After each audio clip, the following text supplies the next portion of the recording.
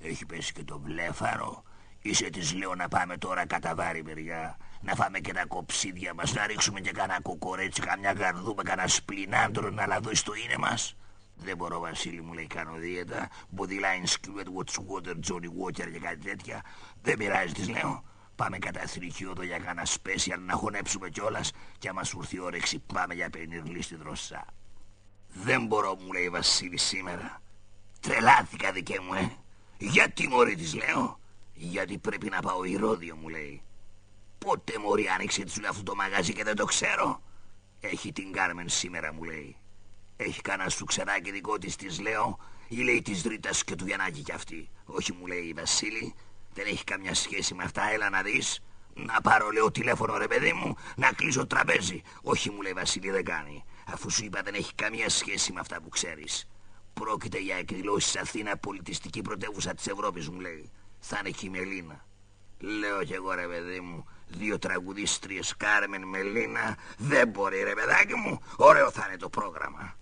Το πολύ πολύ άμα δεν μας αρέσει, αφήνουμε κάβανα τσίβας και την κάνουμε όταν θα αλλάξουν πρόγραμμα και φέρουνε φίρμα. Και σε μια ωρίτσα είμαστε έξω από το Ηρώδειο. Καλοκαιρινό το μαγαζί, αλλά ωραίο, Και το ντεκοράκι του, ρουστίκ με τις κολονίτσες, Και κρυφούς φωτισμοί, σένιο μαγαζί, ρε παιδί μου, τα λέω. Και καλός κόσμος, Ωραίες κυρίες, πολύ καθώς πρέπει. Και μόλις την κάνουμε μπούχα, έρχεται το μέτρο και μου λέει τα εισιτήριά σας παρακαλώ. Τρελάθηκα, δικέ μου, Μια εισιτήρια, ρε βλάχο, του λέω.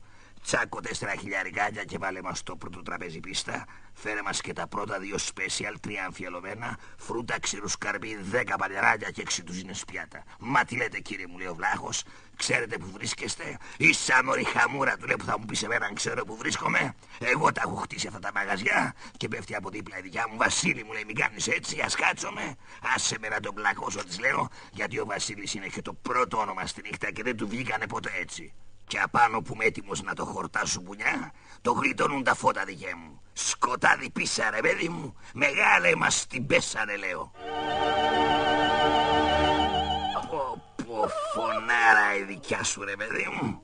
Και το πρώτο λάριγγι. Έτσι και τραγουδήσει κάνα παντρεμένη κι οι δυο, την έσβησε τη Ρίτα Σακελαρίου. Κοίτα, ρε παιδί μου, μυστήρια πράγματα.